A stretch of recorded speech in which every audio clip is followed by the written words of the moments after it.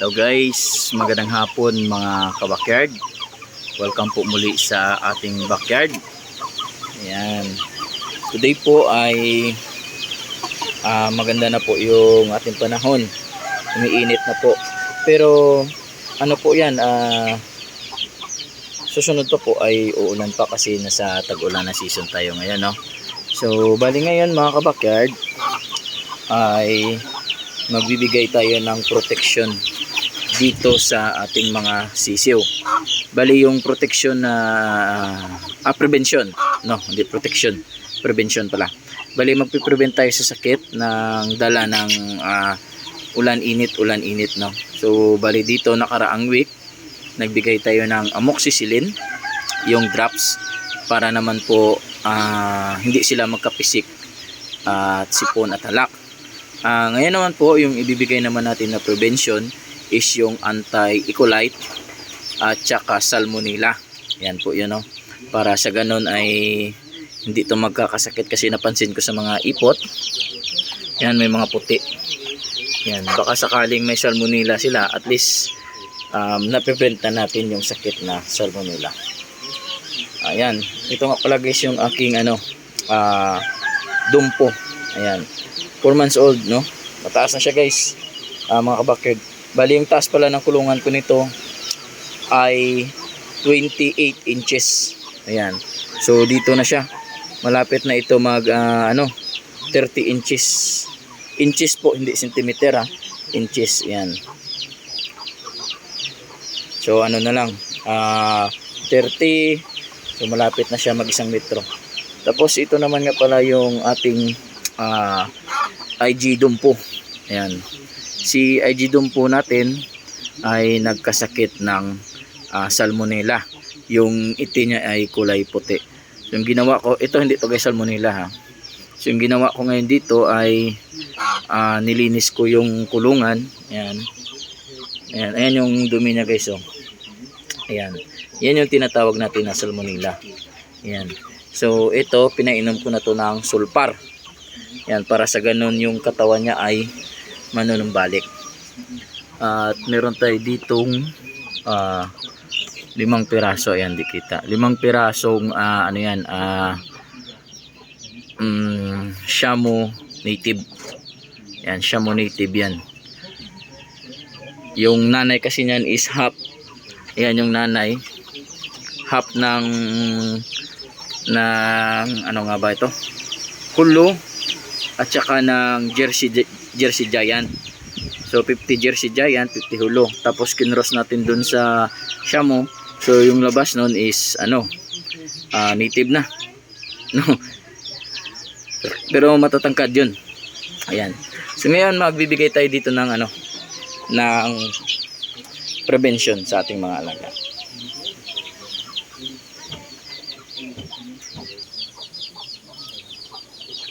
Mga kabakyard, dito nga pala yung gamitin natin. Yan, doxycycline, no? Si doxycycline kasi meron siyang antibacteria, same time meron siyang anti-salmonella, no? So ayan, okay. Ayan, so ito salmonella, E. coli, pwede ito gamot sa sakit. Ito po si doxycycline. Ayan, drops po ito, no? So ito,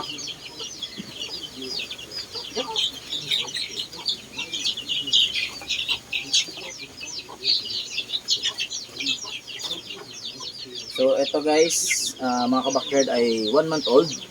Yan, yung nanay nito ay half Hulo, half Jersey Giant, at yung tatay ay Shamo. Drops lang po ito sa bibig, bali 2 drops po. Pero bago natin to i-drops, isi-shake muna natin ito mabuti. Kapi mo. Altistok pa. Yan. Tapos kuha ka. Butangan na sila. Ayan po, 2 drops po. Ayan. Okay? Bukod. Ayan.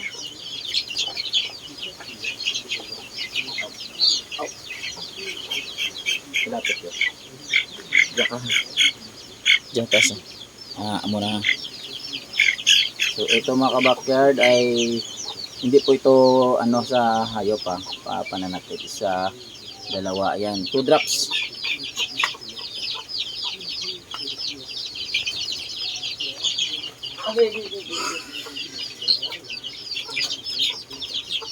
Lahat po sila nito ay i-drops natin para anti salmonella. Ayan.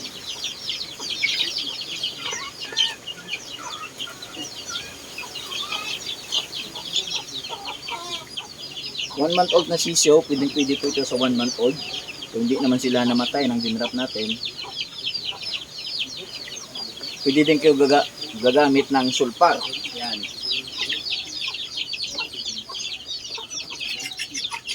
Basta ini na gamot na related doon sa salmonella.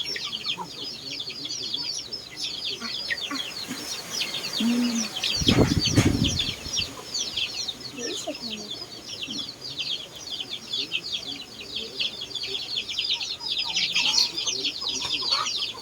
Paano lang ang breed ko? Ayaw.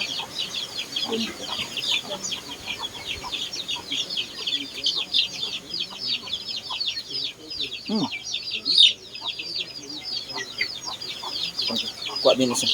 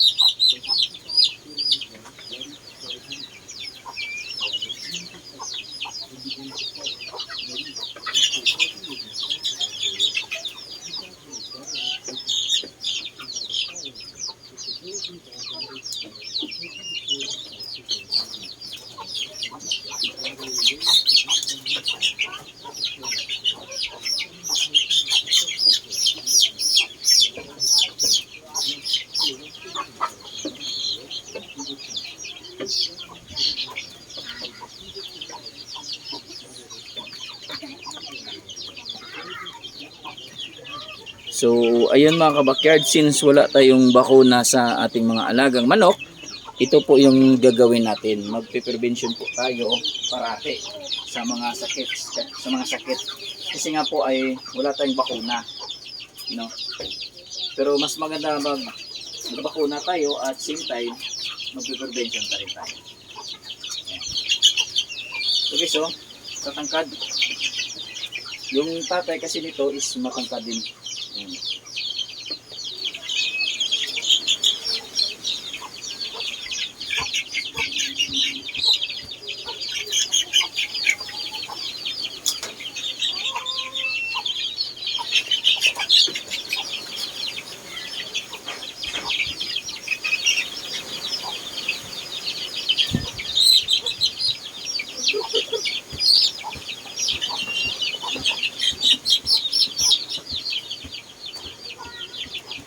So ayan guys.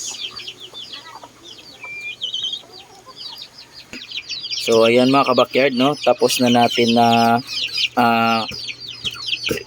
bigyan sila ng doxycycline. Ayan. Kung saan nakakabili to guys, ilalagay ko lang yung link dyan sa comment section para makabili kayo nito ng drops na doxycycline. Yung ano nito is 1 month old, pwede nang painumin, pero yung less than 1 month old, huwag nyo munang painumin, baka mamatay, no? Kasi yung concentration nito is 20% ng ng ganito ay doxycycline. Yan. Ito naman pala guys yung aking dumpo, nagkasakit din to guys, mga kabakyard, no? 1 1 month nito sa akin. Bali, pagdating dito, 4 sila. Talagang yung sakit nila ay hindi nawala yung sipon dito. Naka 14 na amoxicillin na to, plus 7 na Primoxin, ay hindi gumaling. Pero may ginamit ako dyan guys na gumaling. Sa susunod na video natin, ano natin yan nagagaling. So ito yung isa natin. Ayan, yung ating IG Dumpo. Sana makasurvive to guys, na mayayat na to dahil dyan no, sa salmonella. Bali hindi ko kasi to pinainom during yung tag-ulan, kaya natamaan siguro ng ano to, salmonella. Yan guys. Yan. Ito naman pala guys yung ano, ating Shamo. Ayan, Shamo to, Shamo. Ayan. Ayan. Ayan. Bali ano to, 2 months and 2 weeks. Shamo. Ayan. Malaki na yan. At ito naman yung IG Dumpo. Pulet. Same lang to sila. Mag 2 months and 2 weeks. Ito, kasama nila yon. Siniperate ko to kasi nabubuli ito. Ayan. IG Dumpo. Tapos, ito naman guys, ay Shamo Asel. Ayan, Shamo Asel to na ano, 3 months old. Ayan, 3 months old to, Shamo Asel. Ayan, yung Shamo Asel natin na 3 months old.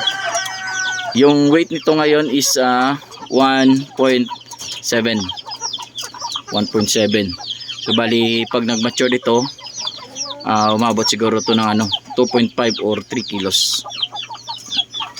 Ito naman guys, yung Brazil. Ayan. Brazil chicken. So, ayan guys.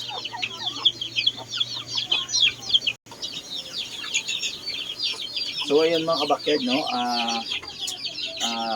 Natapos na natin yung ano natin, prevention sa ating mga alagang sisip.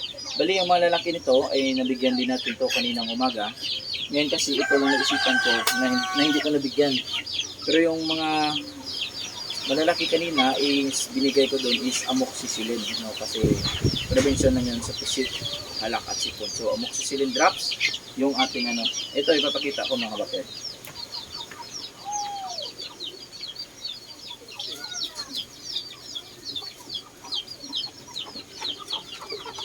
So bali ito kanina yung binigay ko sa mga malalaki natin. Ayan, amoxicillin, pwede din dito, at meron tayo ditong sa cyclin din yan. Ito naman guys ay ano na to. Ito yung inofocycline. Ayan, kayo na bala magbasa. Ito na yung para sa malala sana ng mga pulmonya. Pero talagang ito hindi na to kaya. No? Ito sila. So meron na itong mabibili na trio.